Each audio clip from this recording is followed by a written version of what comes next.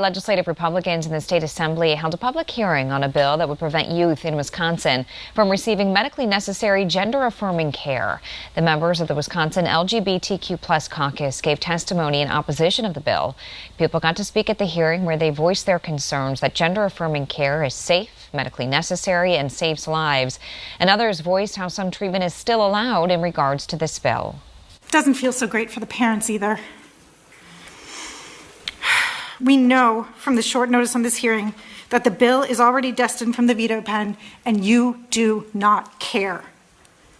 The cruelty, it seems, is the point. You just heard from a Wisconsin mother whose trans child could be affected by Assembly Bill 104 if it were to pass, which would not just ban gender-affirming healthcare for trans and non-binary youth, as the Wisconsin Examiner reports, it would also revoke the license for medical professionals who provide such care. And it's one of 4 bills targeting anti-trans youth that Republicans in Wisconsin held a hearing on in just the last 2 weeks. Now, the good news is that this has almost no chance of passing because the state's Democratic Governor Tony Evers said that he would veto it, and he's already vetoed anti-trans bills just like this one before. So the question is, why are Republicans even wasting their time on something like this when they could be focusing on the cost of living or healthcare or any other issue that's affecting people in that state? And I think that mom nailed it. The cruelty is the point. These hearings are meant to be a spectacle, to send a message to trans people that they're not equal in Wisconsin.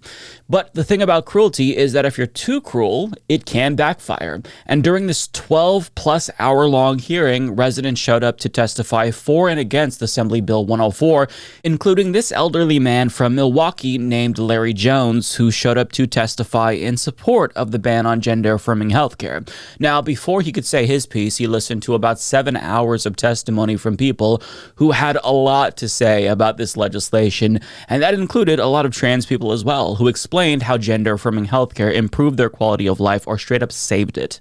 You've heard a lot of people say this is life-saving care, and I'm the proof of that. When I was in 6th grade, I was super miserable. Everybody's telling me, you have to be a girl, you have to be a girl. There's no other choice. You have no choice in this matter.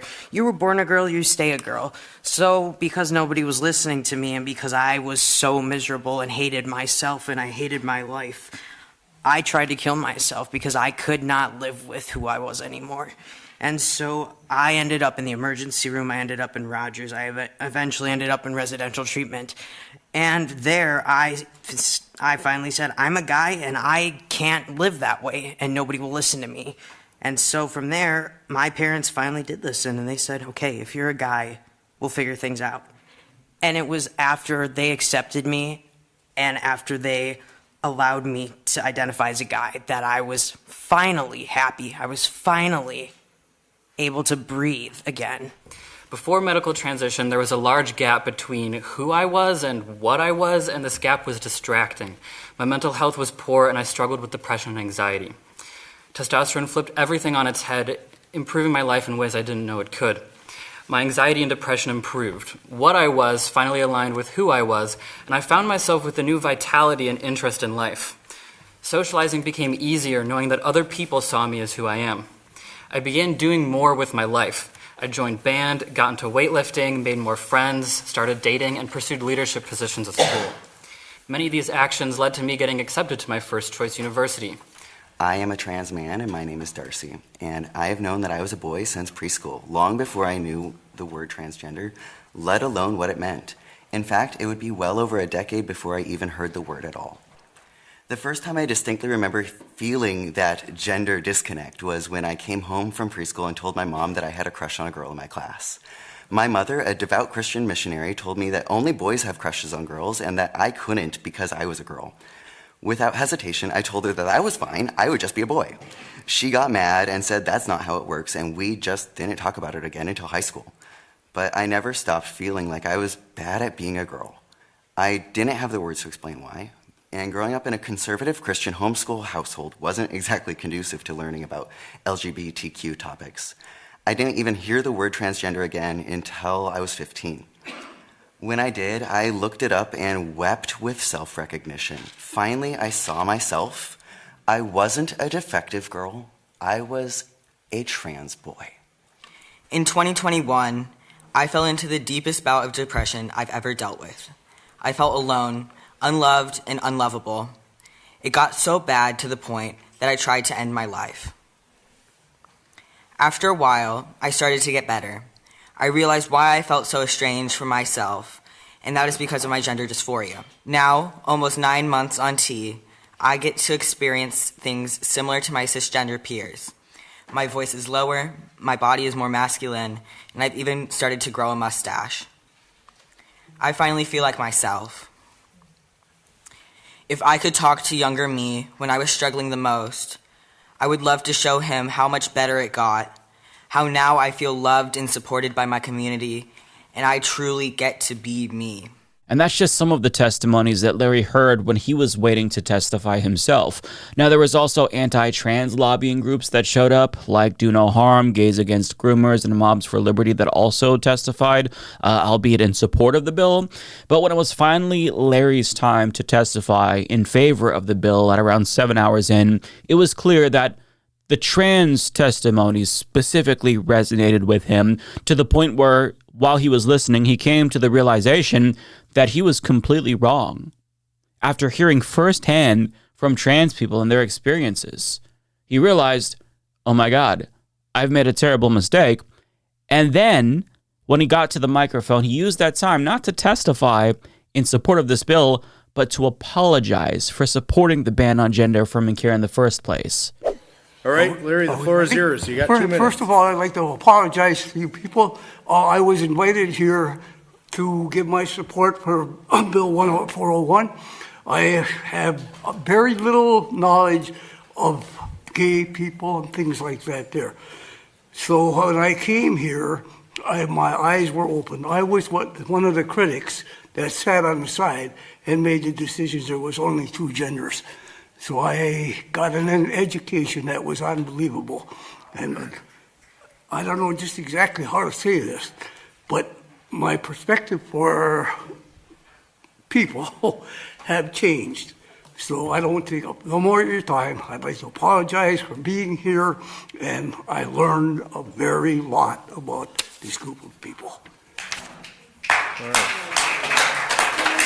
Incredible. That man should give us all hope in this dark time, because no matter how many lies they spread about trans people, it is still true that ignorance can be defeated by the truth. Some people are just deeply ideological or have deep-seated hatred that won't go away with a couple of testimonies, but for a lot of people, they just don't know any better and they're anti-trans by default. But when they meet trans people, when they talk to trans people, they begin to realize that all of the nonsense they were told about them just wasn't true. They learn that they're human, just like everyone else, trying to live their best lives, and seeing the humanity of the trans boogeyman conservatives constructed in their minds is the most potent antidote to their bigotry. This is why, months before his assassination, in his What is America speech, Harvey Milk encouraged queer people to come out, saying, I'm tired of their myths, I'm tired of their distortions, I'm speaking out about it. Gay brothers and sisters, what are you going to do about it? You must come out. Come out to your parents. I know that it is hard and that it will hurt them, but think of how they will hurt you in the voting booth. Come out to your relatives. I know that it is hard and will upset them, but think of how they will upset you in the voting booth. Come out to your friends. If indeed they are your friends, come out to your neighbors, to your coworkers, to the people who work where you eat and shop. Come out only to the people you know and who know you, not to anyone else. But once and for all, break down the myths, destroy the lies and distortions. And decades later, he was proven right. When you come out, you shatter the illusion. My family was vehemently anti-gay because they didn't know a gay person. So when I came out, they realized that all of the terrible things that they were told about gay people just weren't true because they knew me and they loved me. So in coming out, I slayed the gay boogeyman in their heads. And the same thing happens when trans people come out. Their friends and their family and their coworkers start to see them as people. and not as monsters or political props. Right now, trans people are what Republicans say they are to most Americans. That is, until they meet one in real life and become friends with them, or they see their story on TV, then the illusion gets shattered. Which is why there's this censorship push, because Republicans know that if trans people are humanized, it'll be a lot more difficult to dehumanize them. And demonizing trans people is crucial to their political project, because if Americans blame trans people for all of our problems, well, they're probably not going to look to the people at the top who's robbing them blind. As Laverne Cox put it, they want you to focus on the wrong 1%. And it's important now more than ever to humanize trans people, because there are so many draconian, frankly, genocidal policies that are being introduced to criminalize the existence of trans people. And just to show you what I mean, in 2025 alone, there's been more than 500 anti-LGBTQ plus bills introduced in state legislatures across the country, and most of these are anti-trans bills, like HB 3817 in Texas that makes simply being transgender a felony. I'll repeat that. It makes being trans a crime with the penalty of up to 2 years in prison and a fine of up to $10,000. There's also HB 446 in Montana, which would criminalize transness by characterizing it as indecent exposure. So that way, if a trans guy, for example, took off his shirt at the beach, or a trans woman used the ladies' locker room, well, they would be doing a crime tantamount to indecent exposure, tantamount to flashing. But let's not forget about HB 1668 in Arkansas,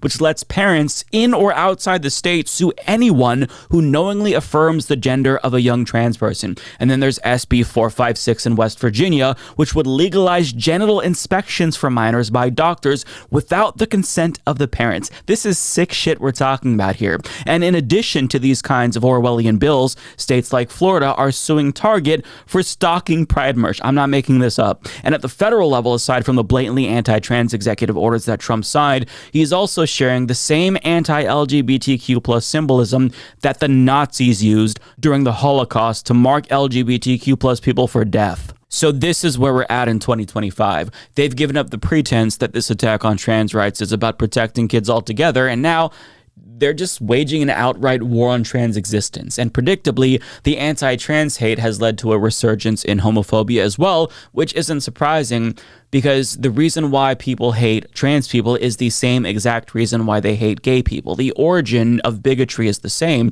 and Republicans across the country are proposing resolutions calling on the Supreme Court to overturn their 2015 Obergefell decision, which legalized marriage equality in all 50 states. And the Supreme Court is set to hear a case on conversion therapy soon, which could very likely overturn state bans on the torturous practice. And I promise you, LGBTQ plus people do not want to rehash this bullshit. I don't want to focus on gay marriage in 2025. I'd much rather talk about healthcare and childcare and education and housing and other issues that affect all of us.